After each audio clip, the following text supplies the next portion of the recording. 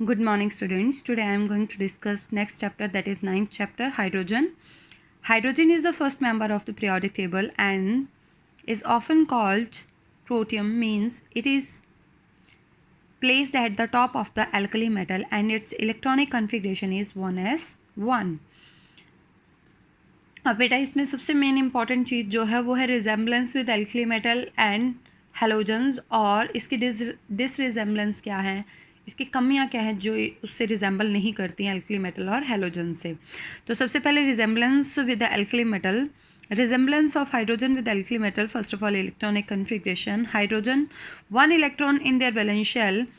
Like alkali metal, hydrogen have one electron in their outermost shell, hence electronic configuration is same, that is 1s1.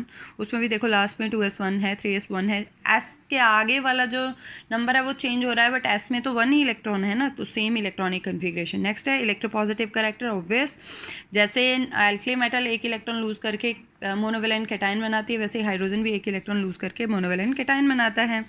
Oxidation state in their compound, both alkali metal and hydrogen show +1 oxidation state. Obvious है, compound में ये दोनों ही +1 oxidation state show करते हैं। Next है affinity for electronegative element, both hydrogen and alkali metal are electropositive in nature, they have great affinity for electronegative element.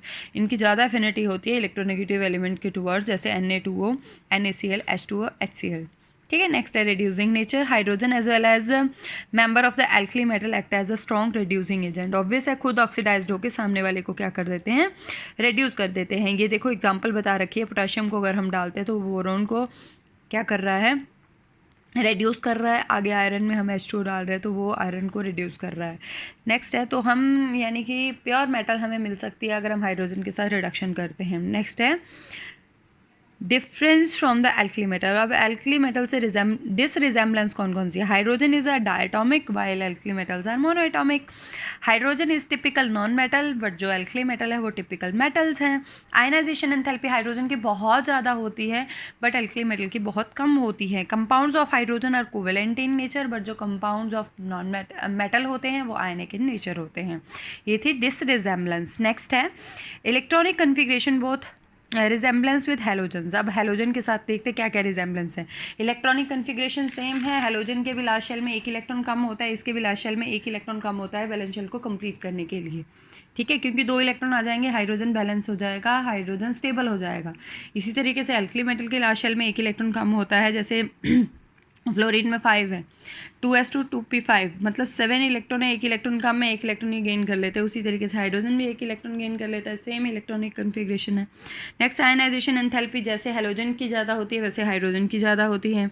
Electronegative character, जैसे halogen एक electron gain करके नेगेटिव चार्ज आ जाता है, वैसे ही hydrogen भी एक इलेक्ट्रॉन गेन करके स्टेबल बन जाता है। नेक्स्ट है लिब्रेशन एट एनोड। ऑब्वियस है, जैसे ही हेलोजन को अगर हम हेलोजन कंटेनिंग कंपाउंड्स को अगर हम इलेक्ट्रोलाइज करते हैं तो जो हेलोजन कंपाउंड्स होते हैं वो एनोड पे रिलीज़ होते हैं। इसी तरीके से हाइड्रोजन भी एनोड पे ही रिलीज़ होती है। नेक्स्ट डायटोमिक नेचर, हेलोजन्स की तरह हाइड्रोजन भी डायटोमिक इन नेचर है। ऑक्सीडेशन स्टेट, दोनों ही -1 ऑक्सीडेशन स्टेट शो करते हैं। जो हाइड्रोजन है बेटा वो -1 एज वेल एज पॉजिटिव +1 दोनों ही ऑक्सीडेशन स्टेट शो करता है। Compounds of hydrogen and halogens are covalent in nature. अब डिसरिजेम्बलेंस देखो हेलोजन के साथ कौन कौन सी है। हाइड्रोजन जो है वो कंबाइन होकर क्या बनाता है, हाइड्राइड्स। एल्कली मेटल के साथ मिलके क्या बनाता है, हाइड्राइड्स। और हेलोजन एल्कली मेटल के साथ मिलके क्या बनाते हैं, हेलाइड्स। ठीक है। Hydrogen atom do not form any unshared pair of electron. Hydrogen के पास कोई भी अनशेयर्ड पेयर ऑफ इलेक्ट्रॉन नहीं होता है, और हेलोजन के पास अनशेयर्ड पेयर इलेक्ट्रॉन होते हैं। नेक्स्ट है oxides of hydrogen are neutral. जो ऑक्साइड होते हैं हाइड्रोजन के वो न्यूट्रल होते हैं, और जो ऑक्साइड होते हैं हेलोजन के वो एसिडिक इन नेचर होते हैं। नेक्स्ट है आइसोटोप्स ऑफ हाइड्रोजन। हाइड्रोजन के 3 आइसोटोप होते हैं, प्रोटियम, ड्यूटेरियम और ट्रिटियम। ठीक है। प्रोटियम हैविंग एटॉमिक प्रोटॉन होता है, न्यूट्रॉन 0, और ड्यूटेरियम के पास 1 प्रोटॉन 1 न्यूट्रॉन, इसीलिए मास नंबर 2। और इसके पास ट्रिटियम के पास 1 प्रोटॉन 2 न्यूट्रॉन। और इनमें से जो प्रोटियम है वो सिंपल हाइड्रोजन है, ड्यूटेरियम है जो हैवी वाटर बनाता है, ट्रिटियम है जो वो रेडियो एक्टिव इन नेचर होता है। तो अगर आपको आए हाइड्रोजन का कौन सा isotope radio active in nature होता है तो वो है ट्रिटियम। नेक्स्ट है प्रेपरेशन ऑफ डाई हाइड्रोजन। अगर हम मेटल में एसिड डालते हैं तो बेटा हमारे पास कौन सी गैस रिलीज़ होती है? हाइड्रोजन। ये आपने 10th में पढ़ा है कि हाइड्रोजन पॉप साउंड के साथ रिलीज़ होती है जब हम जिंक ग्रेन्यूल में सल्फ्यूरिक एसिड डालते हैं। तो by the action of water metals, अगर हम मेटल पे वाटर डालते हैं, जैसे सोडियम और पोटाशियम में मेटल वाटर डालते हैं, तो हाइड्रोजन गैस रिलीज़ होती है। तभी तो ये आग पकड़ लेते हैं, क्योंकि साथ में एनर्जी भी रिलीज़ होती है। वो एनर्जी इतनी ज़्यादा होती है कि हाइड्रोजन बर्न करना शुरू हो जाता है।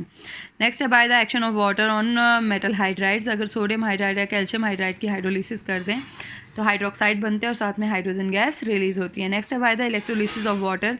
अगर हम वाटर को इलेक्ट्रोलाइज करते हैं, इलेक्ट्रिसिटी पास करते हैं, तब भी बेटा हमारे पास क्या बनती है? कौन सी गैस बनती है? हाइड्रोजन गैस बनती है।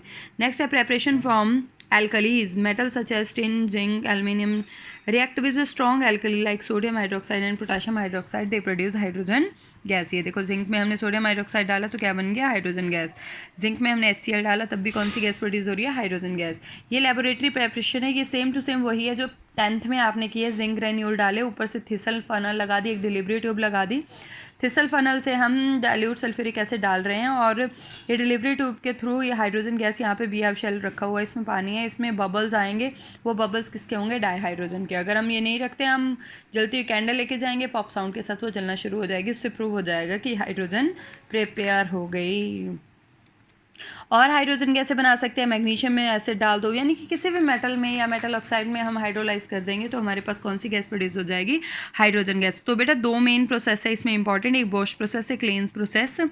ये बॉश प्रोसेस है ऊपर वाला, जिसमें हम मीथेन को स्टीम की प्रेजेंस में हीट कर रहे हैं और क्या बन रहा है? हाइड्रोजन। या कार्बन को हम स्टीम की प्रेजेंस में 1270 केल्विन टेम्परेचर निकल की प्रेजेंस में, तो भी क्या बन रही है? हाइड्रोजन बन रही है। बॉश प्रोसेस है, वेरी वेरी इंपॉर्टेंट।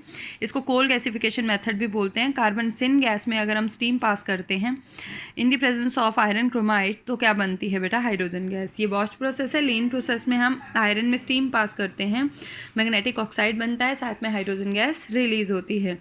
नेक्स्ट है बाय इलेक्ट्रोलिसिस ऑफ वाटर से भी हमारे पास हाइड्रोजन बनती है by dihydrogen. Dihydrogen is a colourless odorless gas. It is a very slight soluble in water. Since it is a polar in nature, dihydrogen is the lightest gas known. It is extremely difficult to liquefy. ये बहुत light gas होती है, but इसको liquefy करना बहुत ज़्यादा difficult होता है। आपने कंप्रेसिबिलिटी फैक्टर पढ़ा था, इसमें Z इज़ ग्रेटर देन 1 होता है, तो इसको कंप्रेस नहीं किया जा सकता। अगर हम इसको कंप्रेस करेंगे तो एक्सप्लोजन हो जाएगा। It is liquefaction occur only at below critical temperature by applying pressure. Below critical temperature के अगर हम जाएंगे तब जाके इसकी क्या हो सकती है? कंप्रेशन हो सकती है। नेक्स्ट है ortho and para hydrogen. Ortho hydrogen क्या होते हैं? If the nuclear of 2 atoms also spin in case